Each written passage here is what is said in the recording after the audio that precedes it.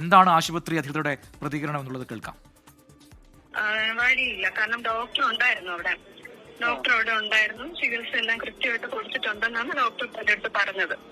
നമുക്ക് at A time ഡ്യൂട്ടിയിൽ 2 staff നഴ്സാണ് അവിടെ ഉണ്ടായിരുന്നത്. പിന്നെ ഒരു ഡോക്ടറും പിന്നെ ഓക്സിജൻ കുട്ടിയും ഉണ്ടായിരുന്നു അവിടെ. പിന്നെ ഈ ഓക്സിജൻ വെക്കാനായിട്ട് അതിന്റെ ട്യൂബ് ഫിറ്റ് ചെയ്യുന്ന ഡിലേ ആയിരിക്കും ചിലപ്പോൾ വന്നത്, അല്ലാതെ വേറെ ഡിലേ ഒന്നും വന്നിട്ടില്ല. എന്തായാലും ഒരു ജീവനാണ് പൊലിഞ്ഞിരിക്കുന്നത്.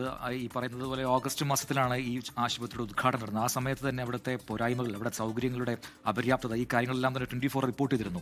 ഇപ്പോൾ ഒരു മനുഷ്യജീവൻ അവിടെ ഈ രീതിയിൽ പോകുന്നൊരവസ്ഥയുണ്ട്. അതിൽ ആരോപണം പറയുന്നത് സഹപ്രവർത്തകരാണ് കൃത്യസമയത്ത് എത്തിച്ചു, എന്നിട്ട് ചികിത്സ കിട്ടിയില്ല എന്നാണ് അവരുടെ പരാതി. അതെ, സൂപ്രണ്ട് പറയുന്നത് അവിടെ ജീവനക്കാർ ഉണ്ടായിരുന്നു എന്നുള്ളതാണ്. ജീവനക്കാർ ഉണ്ടായിരുന്നു എന്നുള്ളത് ഈ സന്തോഷിന്റെ സുഹൃത്തുക്കളും പറയുന്നുണ്ട്. പക്ഷേ അവിടെ ചികിത്സ ലഭിച്ചതിലെ വൈകൽ, അതാണ് അവർ ചോദ്യം ചെയ്യുന്നത്. എന്തായാലും സൂപ്രണ്ട് എത്തി വിശദീകരിക്കുന്നത് വരെ പ്രതിഷേധം തുടരുമെന്നുള്ളതാണ് അവർ പറയുകയും ചെയ്യുന്നത്. അപ്പോൾ വലിയ പ്രതിഷേധം രാത്രി വൈകിയും അവിടെ തുടരുകയാണ്.